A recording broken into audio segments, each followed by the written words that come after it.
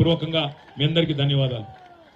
నిన్నగాక మొన్న నేను వికారాబాద్ పోయింటి. వికారాబాద్ పోతే అక్కడ మీటింగ్ కొద్ది టైం ఉంది, కొద్దిసేపు ఆగుండ్రి అంటే ఒక ఛాయ్ హోటల్ కాడ కూర్చున్నాం. ఛాయ్ హోటల్ కాడ కూర్చుంటే అక్కడ ఒక పెద్ద మనిషి కలిసిండు, లక్ష్మయ్య అని ఒక రైతు. ఉత్తగానే మాట్లాడుకుంటూ కూర్చున్నాం కొద్దిసేపు. ఇప్పుడు మన రాములన్న మాట్లాడినట్టే ఆయన కూడా అన్ని కుల్లం కుల్లా చెప్పిండు. ఏం లక్ష్మయ్య మొదట ఓటు ఎక్కడేసినావు అన్న అని అడిగిన నేను. నిజం చెప్పమంటావా అన్నాడు. నిజమే చెప్పు అన్నా. ఆడ ఓడిపోయినాం మనం వికారాబాద్లో. నాకు ముందే అనుమానం ఉండే, నేను కాంగ్రెస్కే ఓటేసిన అన్నాడు. మరి ఏమైంది, కాంగ్రెస్ ఓటేసినావు కదా, ఏమింది, ఎందుకు వేసినావు అని అడిగిన. ఎందుకు వేసినావు ఏమున్నది, 15,000 ఇస్తా అన్నాడు, కౌలు రైతులకు సాయం చేస్తా అన్నాడు, కేసీఆర్ 10,000 అంటే నేను 15,000 అన్నాడు. నాకు అన్నిటికన్నా బాగా నచ్చింది ఏంటంటే 2 లక్షల రుణం మాఫీ చేస్తా అన్నాడు, తెచ్చుకోమన్నాడు. ఇవన్నీ నమ్మి ఓటేసిన అన్నాడు. మా ఇంట్లో ముసలిదానికి కూడా 4,000 ఇస్తా అన్నాడు. ఇవన్నీ ఇన్నాక నిజమేనేమో అనుకుని మీకు 2 సార్లు ఇచ్చిన కదా ఓటు, వికారాబాద్ 2 సార్లు మీకే ఇచ్చిన, ఈ ఒక్క తాప వేరే వాళ్ళకైతే ఏమవుతుందని చెప్పి ఆయనకి వేసిన అన్నాడు. మరి ఏమైంది లక్ష్మణ ఇప్పుడు అన్న. ఏమైంది ఏమున్నది, మొన్న దరఖాస్తు పెట్టమన్నారు, పెట్టినాక దరఖాస్తు పెట్టినాక ఇక ఇగస్తుంది అని ఎదురు చూసినా, ఇక వారం 10 రోజులు నెల రోజులు చూసినాక ఇక ఆఖరికి ఉండబట్టలేకపోయి మన ఎంపీడీఓ ఆఫీస్కి పోయినా. ఎంపీడీఓ ఆఫీస్కి పోయి ఏమైనా దరఖాస్తు అని వెళ్ళిపెట్టినా అన్నాడు. మరి ఏమైంది అన్న.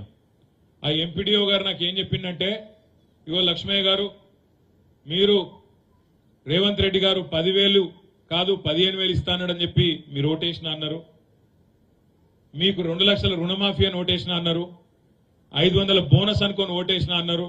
ఇక అవన్నీ అయ్యే వరకు టైం పడుతుంది, కానీ ఇప్పుడు నీకోసం రేవంత్ రెడ్డి గారు బయట ఒక బ్రహ్మాండమైన బర్రెను ఆడ బయట ఆఫీసులు ఉన్నది నీకోసమే పంపించిండు, తీసుకుపో అని చెప్పిండు అన్నాడు. నేను సంతోషంగా సరే రుణమాఫీ కాకపోతే ఏంది, మంచిగా నాకు 15,000 రాకపోతే ఏంది, బోనస్ రాకపోతే ఏంది, కనీసం మంచి బర్రెనైతే వచ్చిందని చెప్పి ఆ బర్రెని తీసుకున్నా. బయట రాగానే బర్రె కనబడ్డది, దాన్ని పట్టుకొని తీసుకొని ఇంటికి తీసుకుపోయినా అని చెప్పిండు. ఇంటికి పోయినాక ఏమైంది అన్న, ఇంటికి పోయినాక సాయంత్రం పోయినా నా భార్యకు చెప్పినా, ఇగో బ్రహ్మాండమైన బర్రె మన కోసం రేవంత్ రెడ్డి పంపిండు, బయట కట్టేసినా, నువ్వు పోయి పాలు విండిపో, బాగా పాలిస్తుందట అని చెప్పి మంచి బకెట్ బందోబస్తు బకెట్ ఇచ్చినా, పాలు విండిపోమని పంపించిన అన్నాడు. మరి ఏమైంది తర్వాత అన్న. నా భార్య పోయింది, మంచి బకెట్ తీసుకొని పోయింది, ఖుషిగా పోయింది. లోపలికి 1 నిమిషంలో వచ్చింది, వచ్చి ఆ బకెట్ తీసుకొని నా నెత్తి మీద కొట్టింది అన్నాడు. ఎందుకు కొట్టింది అన్న. ఎక్కడన్నా ప్రపంచంలో దున్నపోతు పాలిస్తాదిరా, దున్నపోత నన్ను తిట్టింది, ఏం చేయాలి నేను అన్నాడు. మరి నేను ఇదంతా ఎందుకు చెప్తున్నా మీకంటే, ఆ లక్ష్మయ్య గారు ఆఖరికి ఏం చెప్పిండంటే, మరి ఏమనిపిస్తుంది ఇవాళ అన్న.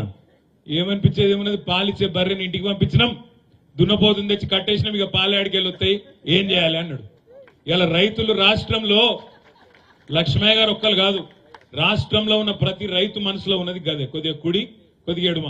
పాలిచ్చే బర్రెను పంపిస్తుంది, ఆయనతో ఎప్పటికప్పుడు పొడిచే దున్నపోతుంది తెచ్చుకుంటుంది, ఇప్పుడు ఇది కావాలి అది కావాలని లొల్లి పెట్టబడుతుంది, ఏడికెళ్ళి అవుతుంది అనే బాధ ఉన్నది చాలా మంది రైతులు. కాకపోతే ఏంటంటే ఊళ్ళల్లో కాంగ్రెస్ కోటేసిన వాళ్ళు తేలుగుట్టిన దొంగలకి చెప్పుకోలేక బాధపడతారు. బయటికి ఏదో అందం అంటే బాధ చెప్పుకుంటే ఇజ్జత్ పోతుంది, చెప్పుకోకపోతే మానం పోతుంది, గట్లున్నది కథ.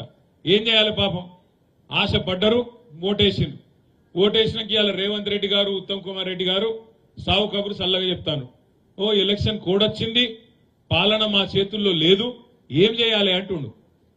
ఎవడన్నా ముఖ్యమంత్రి పాలన నా చేతుల్లో లేదని చెప్తాడా? ప్రపంచంలో ఎక్కడన్నా ఎలక్షన్లు వస్తాయి పోతాయి, ముఖ్యమంత్రి నువ్వే, ప్రభుత్వం నీదే. ఒక ప్రభుత్వాధినేత పాలన నా చేతుల్లో లేదు, ఎలక్షన్ కమిషన్ చేతుల్లో ఉందని చెప్తారా ఎవడన్నా? అయినా మాకు తెలియకడుగుతారు, రేవంత్ రెడ్డి గారు నీకు నిజంగా చిత్తశుద్ధి ఉంటే, నీ ప్రభుత్వానికి చిత్తశుద్ధి ఉంటే మేము డిమాండ్ చేస్తున్నాం. నిన్ననే మా పార్టీ అధ్యక్షులు తెలంగాణ తొలి ముఖ్యమంత్రి కేసీఆర్ గారు డిమాండ్ చేసిండ్రు, మేము కూడా ఇవాళ ప్రతి నియోజకవర్గం నుంచి చేస్తున్నాం.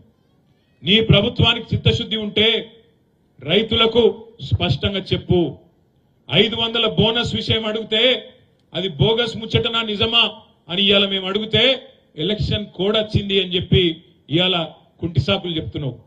ఎలక్షన్ కోడ్ రాకముందే మేము అడిగినాం, నీకు చిత్తశుద్ధి ఉంటే జీవోది అన్నాం, కానీ నువ్వు తప్పించుకునే ప్రయత్నం చేసినావు. ఇవాళ ఇప్పటికైనా నీకు చిత్తశుద్ధి ఉంటే రేవంత్ రెడ్డి గారు మీరు వెంటనే ఎన్నికల కమిషన్కు ఉత్తరం రాయండి. మేము మీలే కాపం.